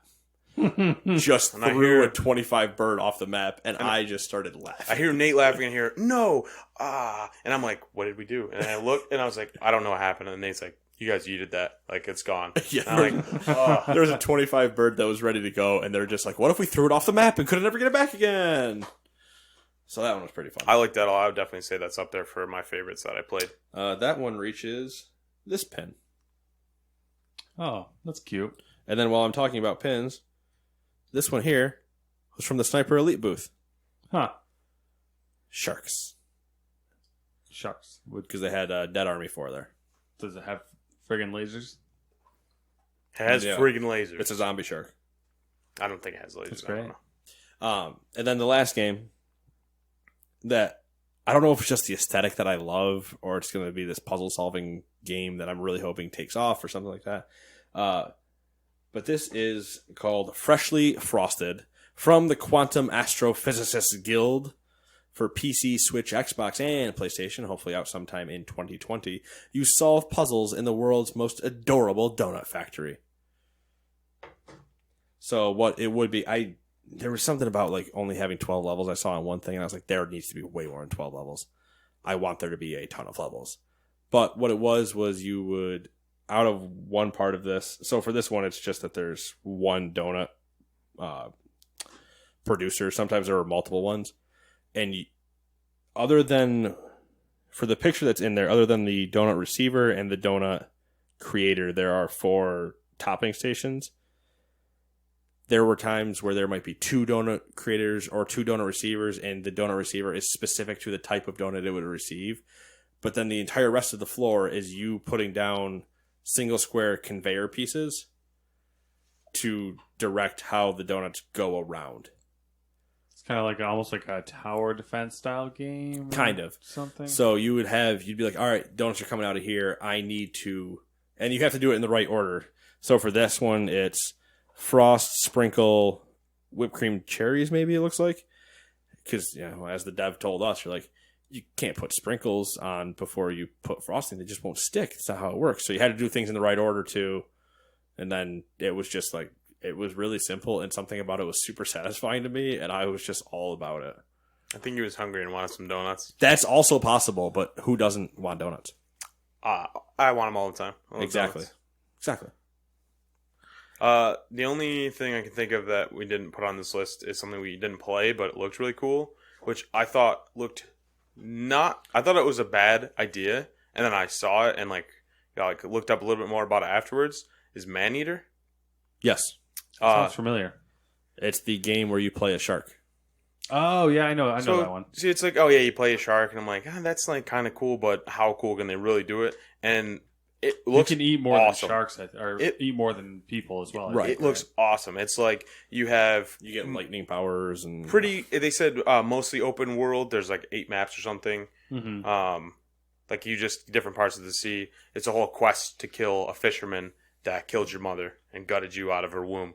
Sounds pretty intense. But it's like an RPG. You get like lightning powers and stuff. Revenge Jaws. And it looks like really good. Like it looks cool and like super fun. Mm-hmm. And initially I was like, that sounds stupid. And then just watching it. And then like I looked up more afterwards too. I'm like, this seems sick. Yeah, it seemed pretty cool. The line was decently always busy. Yeah, it was very packed. And that's a May release? I believe so. They were also, I believe, if you played it, they were the ones giving out the foam shark fins. Yep. So everybody was walking around with shark fins on. But yeah, that looked. I don't know. It was slammed, and that looked pretty cool. So yeah, Maneater also on there. Nice. That one does look interesting. I don't think there's anything else that a random DJ game that was like cool, but So there were 2 DJ games. yes, And I didn't put the second one on, which is my fault. There was one called Fuser, which I think we talked about, where you're drag and dropping samples from songs to mix into a mega song or whatever. Then there was another one called, I'm going to fuck it up. Spin something, I think. escapes me right now. I can't help you. Sorry. Where you were playing, the screen was a Guitar Hero screen where there were beats coming down and stuff. Mm-hmm. But you were playing with a turntable dial, and your dial in the game was red or blue. Mm-hmm. And maybe it gets harder on more levels, or if there's a third color or something. And all you were doing is, as things were coming down, you're having to turn the dial to match up to the right beat and color that was coming down. So kind of like Beat Saber? Kind of. Mm-hmm. But you're doing that, and then if there was like there were certain sections where you could just scratch, same as like the Guitar Hero, where it's like, oh, it's a solo, who gives a shit, hit whatever you want. Mm-hmm. And then there were some where it was to just spin the entire, but because they were actually playing with a DJ pedal, you could just spin the thing and it would. It was pretty cool. It was actually more DJ than DJ Hero was, and it was more true DJ than Fuser was. In terms of like actually being able to, Yes. Well, yeah, probably. Mm-hmm. Fuser would probably get closer to actually being like getting called a disc jockey, which would be an insult. But yeah, Fuser was playing, what is it? Rock the Casbah, Don't Fear the Reaper. Like they were playing a lot of "This Is Gonna Get Stuck in My Head" songs, and of course, Smash Mouth. Oh yeah, that's right. All Star was down there because you can't not put that there. Yeah, there were just times where I started singing to Dewey in the waiting lines because shit would just get stuck in my head. It was like I was surprised he didn't kill me. Honestly, it was. I thought about it. Hey, what fair. songs can we be really annoying with and just get stuck on your head? I was waiting for "Never Gonna Give You Up." Rickroll all of PAX. The whole building. But yeah, that was PAX. That was PAX. Sounded like a good year. It sounds like sometime you should come back. Next year. Maybe. This year. Maybe next year. PAX West.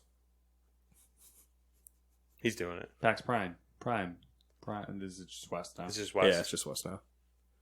PAX West this year. Let's go in August. I'm in. Matt? Maybe. That sounds like a no. It's hard to commit to anything in life. Well, I mean, that's just true in life, and I probably shouldn't do West this year anyway. Money. Coronavirus. Money's not real. Mostly coronavirus on the West Coast. Flights will be so cheap, though. Yeah, to the West Coast That's where true. it just lives. Anyway, yeah, that was PAX. Let's end this and get you guys out of here and go home. So it's been fun. Appreciate you all. Yes.